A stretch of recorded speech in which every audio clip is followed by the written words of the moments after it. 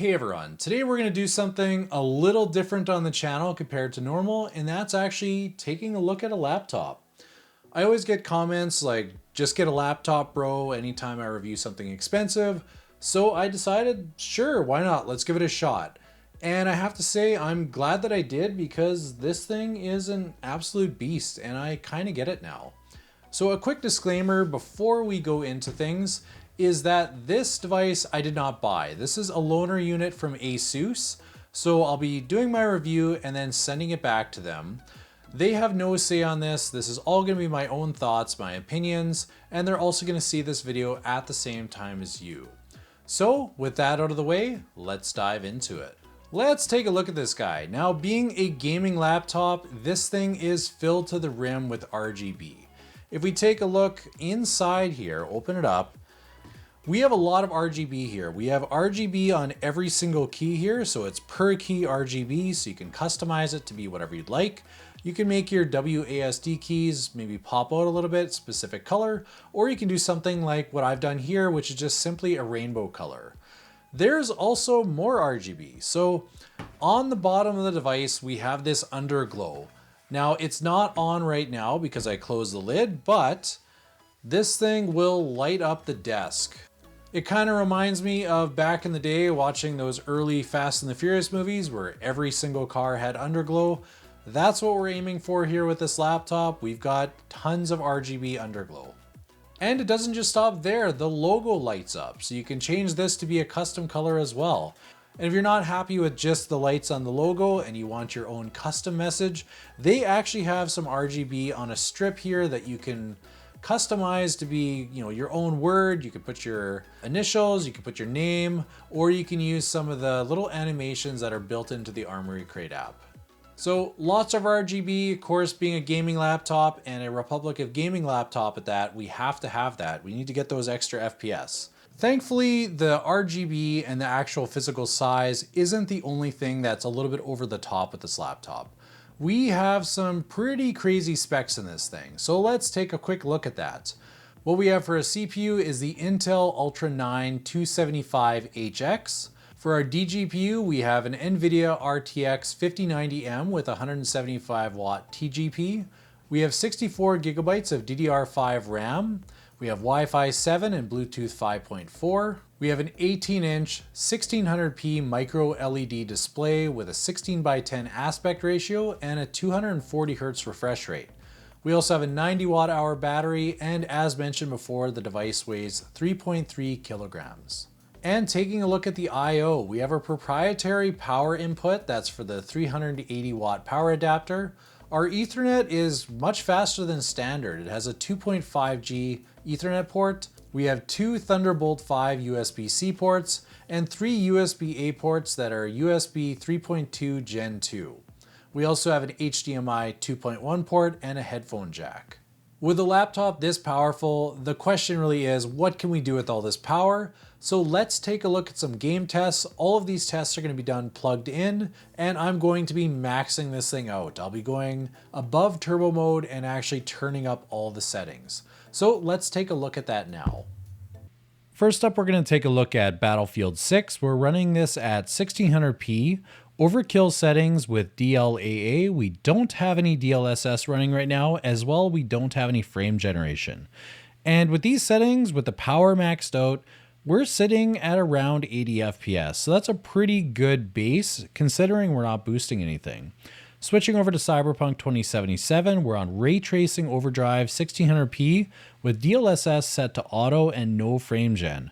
Without frame gen, we're not quite hitting 60 FPS. We're a little bit under here, but the game looks beautiful. We're using path tracing and everything maxed out. As soon as we turn on frame generation ×2, we're sitting close to about 100 FPS.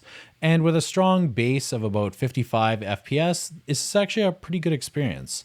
And if you're curious about the multi-frame generation performance, we'll take a quick look at that. And I don't necessarily recommend playing at this, but ×4 multi-gen, with the same settings, we're sitting at about 180 FPS, which is a little bit overkill. It looks pretty good. It looks a little bit unnatural, so I wouldn't recommend ×4, but for those that are curious, this is how it looks and how it plays. Next, we have Baldur's Gate 3, 1600p max settings with no upscaling, and we're sitting close to 100 FPS in this area that's actually pretty condensed here and a little bit heavy. Sometimes it does dip to about 80 FPS, sometimes down to 70s, but overall it's a pretty playable experience. Final Fantasy VII Rebirth runs great. We're running at max settings, no upscaling, 1600p, and we're somewhere between 75 to 100 FPS, which is definitely a good experience here. We could turn on frame generation if you want to boost it a bit more, but I think we're perfectly fine without frame generation or really any upscaling. Next, we're going to switch over to God of War 2018. We're at 1600p with ultra settings, completely maxed out and no upscaling. And we're sitting at, between 115 to 125 FPS. So more than you're going to need. This game runs beautifully with everything maxed out. Next, we're going to take a look at Horizon Forbidden West. Here we're sitting, somewhere between 80 to 125 FPS, which is really a pretty smooth experience.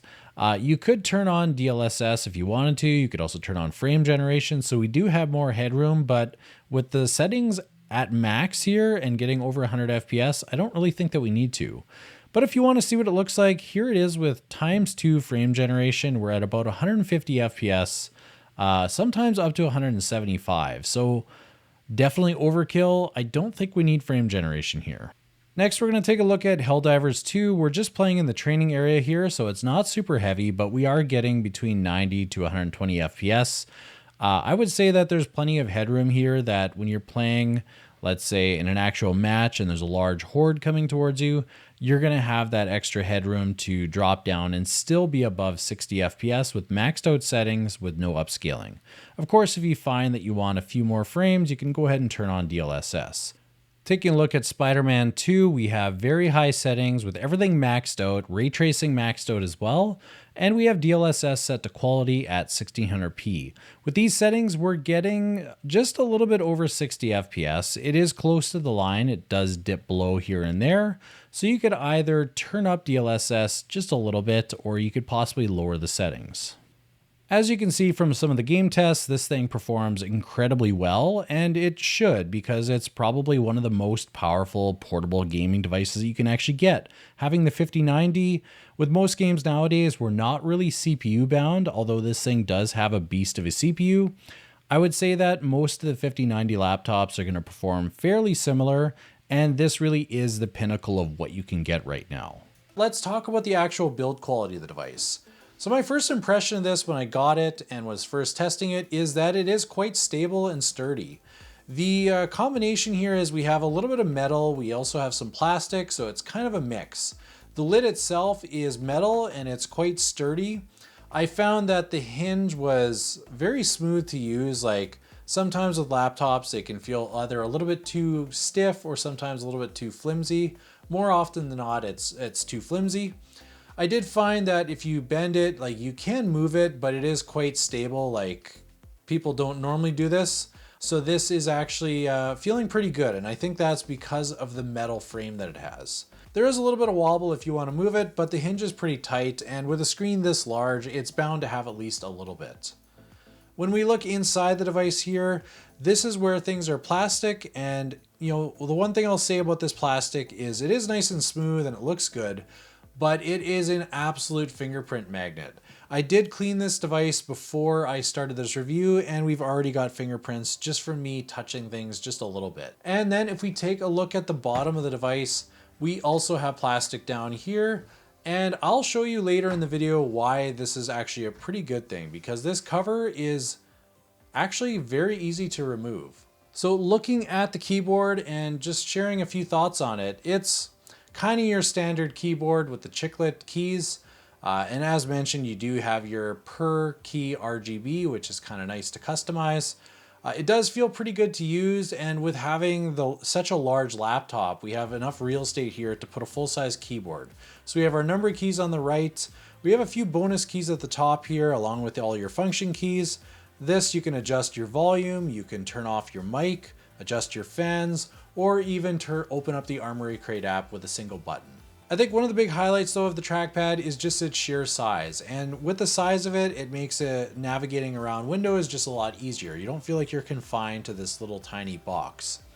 And what I will say is that navigating with the mouse feels fairly natural. Like if you go a little bit faster, it feels appropriate, like the appropriate amount.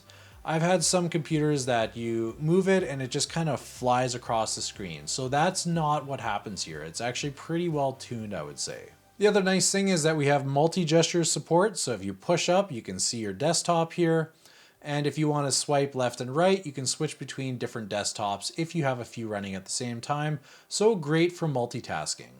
The last thing that I'll say about the trackpad is that it's really big, but it doesn't feel like it gets in the way. So I haven't really had it where I've accidentally bumped it with my palm or my thumb. Like, I think it's happened once, but it's very infrequent. And I've been using this laptop quite extensively for the last month or so.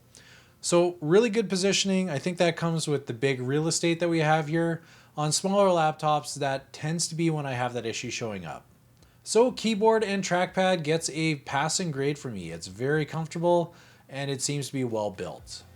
The next thing that we need to talk about is the size and the weight of this. Normally, I'm not too picky with bigger devices, but this one is stretching the limits. Like if you take a look at it, I did show you in the beginning of the video, but like it's quite large.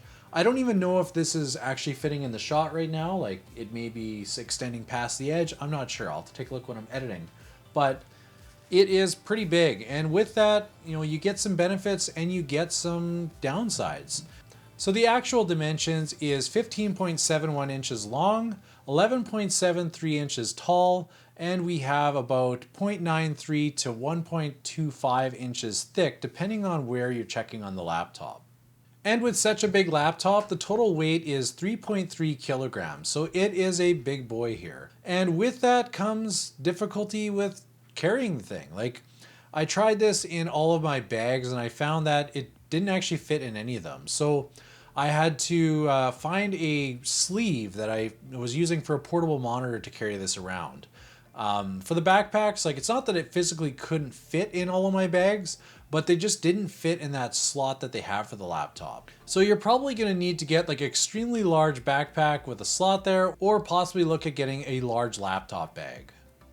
The other thing to consider is with these dimensions, this is probably not going to fit in your travel bag, like your personal item. So if you're gonna be traveling on a plane, you're gonna probably need to put this on your actual carry-on luggage bag because it's not gonna fit the requirements for the small personal item. So to get that big 18-inch beautiful display, it does come with that sacrifice that you're going to have way less portability. Now, this is probably one of the coolest features of this laptop, and it has something that I honestly think all laptops should be doing and should have, and that's a super easy to open back plate here. So for this one, you don't have to have a screwdriver, you don't have to have any tools. All you need is just to flip this little switch over, pull it down, and then you can lift the lid. So that took me, 2 seconds, and now I'm into the laptop. Once you've opened it up, you have easy access to upgrade basically the basics here. Like you can upgrade your SSDs. You can also upgrade your RAM. All you have to do is lift up this flap and you have easy access. What I really like about this setup here with this backplate is just how easy it is to actually get in here to upgrade your SSD or your RAM, which is what most people would be basically just doing. I don't think you're gonna be upgrading anything else. Overall, I've really enjoyed my time with this device. It's great, powerful, it's got a beautiful display, all around an amazing laptop. It's very expensive. I can't really tell you the price right now because it does vary so much with the price of SSDs and RAM. So I'll leave a link in the description. You can take a look to see what the current price is. But if you have a healthy budget and you're looking for the pinnacle laptop that ASUS has, this is going to be the one to check out. It is a great laptop, just make sure that you have the budget for it. Once again, thank you to ASUS for loaning this to me to try out. I do enjoy playing with laptops, even if they're outside of my price range of what I would typically be purchasing. Anyway, I hope you guys enjoyed this video, a little bit different from my normal videos, and leave a comment on what you think of this laptop. All right, thank you for watching.